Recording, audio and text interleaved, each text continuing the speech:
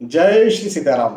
आज का ये वीडियो बहुत ज़्यादा ज़रूरी वीडियो है। इस वीडियो को पूरा आपको देखना है और आज की इस वीडियो में मैं कुल 5 बातें आपको बताने जा रहा हूं जो आपको ध्यान रखना बहुत ज़्यादा ज़रूरी है। यदि कहीं उन 5 में से एक भी बात आपके घर में है तो कहीं ना कहीं आप परेशानी में, समस्या में आ सकते हैं। कई बार ये होता है कि हम ये देखते हैं कि देखें हमने ये शांति करा ली, हमने ये उपाय करा लिए, हम पूजा पाठ भी करते हैं, सही रास्ते पर भी चल रहे हैं, फिर भी जो है समस्याएं बन रही हैं, बढ़ रही हैं। कुछ समझ नहीं आता ऐसा क्यों हो रहा होगा। तो कहीं ना कहीं इन 5 बातों में से एक बात कहीं आपके घर में हो सकती है। इस बात का ध्यान रखिए। घर की बात मैं कह रहा हूं, मंदिरों की बात या बाहर की बातें नहीं कर रहा हूं, ऑफिस की बात नहीं कर रहा हूं। ठीक है, घर में इस बात का ध्यान रखिए। माँ लक्ष्मी, पहली बात ये, माँ लक्ष्मी जिनके बिना सब सूना है, तो मैं दावे के साथ कह सकता हूं कि आपके घर में माँ लक्ष्मी की मूर्ति या कम से कम फोटो तो जरूर होगी। यदि कहीं आपके घर में माँ लक्ष्मी की फोटो या मूर्ति है तो इस बात का आप जरूर ध्यान रखें कि उसमें माँ लक्ष्मी खड़ी ना हो। माँ लक्ष्मी की फोटो या मूर्ति में माँ लक्ष्मी बैठी हुई होना चाहिए। जी हाँ, बैठी हुई होना चाहिए। चाहे वो कमल के फूल पर हो, चाहे सिंहासन पर हो, आपकी मर्जी, लेकिन बैठी हुई होना चाहिए। नहीं तो जहां माँ लक्ष्मी खड़ी होती है वह हो सकता है इनकम तो हो, आय तो हो, आवक तो हो पैसों की, लेकिन जो जावक है, जो एक्सपेंडिचर्स है, जो खर्चे हैं, वो भी बहुत ज्यादा होंगे। वो चाहे दवाइयों में खर्चे हो, चाहे मिसमैनेजमेंट में हो, चाहे किसी भी प्रकार के खर्चे हो, लेकिन खर्चे होंगे। इस बात का आप जरूर ध्यान रखें अपने घर में। और मैं घर फिर से दोहरा दूं, घर की बात कर रहा हूं, मंदिरों से तुलना ना करना है इन बातों की आप।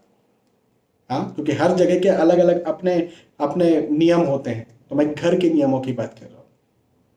पहली बात ये। दूसरी बात ये कि गणेश जी, हाँ, गणेश जी की फोटो या मूर्ति भी हर किसी के घर में होती है। तो जब आप गणेश जी की फोटो या मूर्ति लाते हैं तो इस बात का जरूर ध्यान रखें कि गणेश जी की जो सूंड है वो उनके बाईं तरफ है ना, उल्टे लेफ्ट हैंड की तरफ हो। देखिए, गणेश जी के एक हाथ में लड्डू होता है, उल्टे हाथ में लड्डू होता है, और सीधे हाथ से वो आशीर्वाद देते हैं, आप देख रहे हैं। तो जिस हाथ में लड्डू होता है उस तरफ गणेश जी की सूंड होनी चाहिए, ना कि जिस हाथ से आशीर्वाद दे रहे हैं उस हाथ की तरफ होनी चाहिए। इस बात का आप जरूर ध्यान रखें। और गणेश जी के साथ में चूहा जरूर होना चाहिए, चाहे फोटो हो चाहे मूर्ति हो। और उनके हाथ में लड्डू भी जरूर, देखिए लड्डू भी होना चाहिए, हाँ, बना हुआ लड्डू हो। और गलती से देखें ऐसी मूर्ति आ गई है जिसमें लड्डू बना हुआ नहीं, तो रोज प्रसाद आपको रखना आपकी जिम्मेदारी है। फिर उस हाथ में थोड़ा सा प्रसाद जरूर रखें, लेकिन रखना आपकी जिम्मेदारी है। इस बात का जरूर ध्यान रखें। अगली बात ये कि नटराज की मूर्ति घर में नहीं होना चाहिए। देखिए, नटराज जो है वो नाटक के, नृत्य के देवता है। हाँ, नाटक, नृत्य। अब नाटक में कई सारे उतार चढ़ाव, आप जब नाटक देखते हैं, सीरियल्स देखते हैं, मूवीज देखते हैं, तो कई सारे उतार चढ़ाव आप देखते हैं ना। हाँ, कभी कभी हीरो हीरोइन रोती है, कभी किडनैप हो जाते हैं, कभी खुशी होती है, कभी गम होता है, कोई किसी की मृत्यु हो जाती है, कभी किसी का जन्म हो जाता है, बहुत सारी चीजें होती है। क्या आप चाहते हैं कि आपके घर में ये सब उतार चढ़ाव बस लगातार चलता रहे, चलता रहे? नहीं। तो नटराज की मूर्ति नहीं होना चाहिए आपके घर में। ठीक है, शो पीस में कई सारे लोग नटराज की मूर्ति रख देते हैं, नहीं होना चाहिए। इस बात का जरूर ध्यान रखें। ये तीसरी बात थी। चौथी बात ये कि भगवान शिव शंकर, हाँ, भगवान शिव शंकर के लिए भगवान श्री राम ने कहा है, शंकर भजन बिनु नर भगति न पावई मोरी। मतलब भगवान शिव शंकर के भजन के बिना कोई यदि भगवान राम की भक्ति भी चाहे तो वो भी उसे नहीं मिलती। तो शिव शंकर तो बहुत ज्यादा जरूरी है। और शिव शंकर भगवान की भी फोटो या मूर्ति हो सकता है आपके घर में हो, लेकिन मैंने कई घरों में भगवान शिव शंकर की विष पीते हुए फोटो देखी है। जैसे भगवान शिव शंकर विष पी रहे हैं। भगवान शिव शंकर ने हम सभी के कल्याण के लिए विष पिया था, जिसे कंठ में धारण कर दिया, जिसकी वजह से उनका नाम नीलकंठ पड़ा। तो जो नीलकंठ है या फिर भगवान शिव शंकर जब विष पी रहे हैं, ऐसी फोटो ना हो। आप चाहते हैं आपके घर के किसी सदस्य को विष पीना पड़े या परेशानी को पी जाना पड़े, बस यहाँ पे दबा करके रख दे परेशानी को, बाकी सहन करते। भगवान शिव शंकर ने हम सबके लिए सहन किया, वो भगवान है, परमात्मा, उनकी उनकी बराबरी हम नहीं कर सकते, सारी चीजों में उनकी बराबरी नहीं हो सकती। तो ऐसी फोटो या ऐसी मूर्ति घर में ना हो, इस बात का भी जरूर ध्यान रखिए। और एक फाइनल बात, पांचवी बात, आज भी कई घरों में और पहले जमाने में तो लगभग हर घर में तांबे की, पीतल की मूर्तियां होती थी भगवानों की। जो अमीर होते थे उनके घर में चांदी की मूर्तियां भी होती थी और कई कई जगह पर सोने की मूर्तियां भी होती थी घरों में, हो सकती है। लेकिन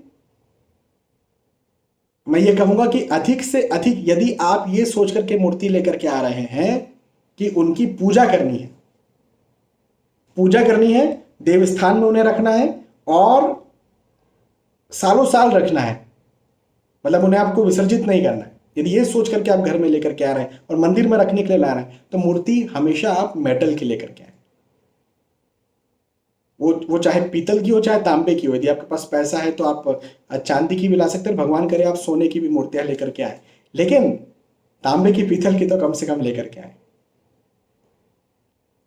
क्यों? क्योंकि वो मूर्तियां खंडित नहीं होती है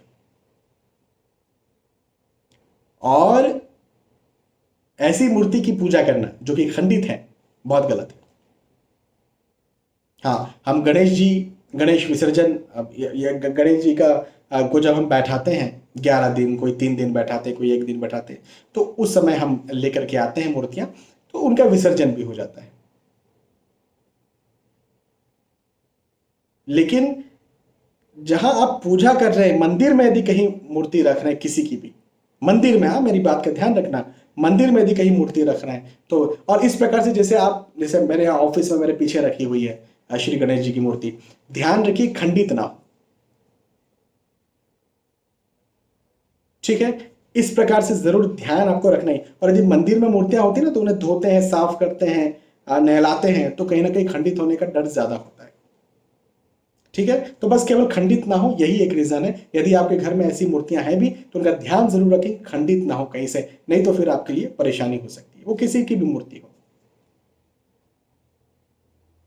वो लॉफिंग बुद्धा हो सकता है कि आप जैसे बुद्ध की मूर्ति लेकर के आप लॉफिंग बुद्धा लेकर के आए और वो खंडित है, नहीं होना चाहिए। इस बात का आप जरूर ध्यान रखें, ठीक है? तो इन 5 बातों को यदि आप ध्यान रखते हैं, मैं समझता हूं कि यदि कहीं परेशानियां हो भी रही हैं तो वो सारी परेशानी जो है वो खत्म होंगी, कम होंगी, ठीक है? चलिए, और इसी प्रकार के ज्ञानवर्धक वीडियो के साथ मिलते रहेंगे। यदि आपको वीडियो पसंद आता है तो लाइक करके, कमेंट करके बता दीजिए कि पसंद आता है, ताकि ऐसे वीडियोस मैं आपको देते रहूं। बहुत बहुत धन्यवाद, फिर मिलते हैं, तब तक के लिए जय श्री सीताराम।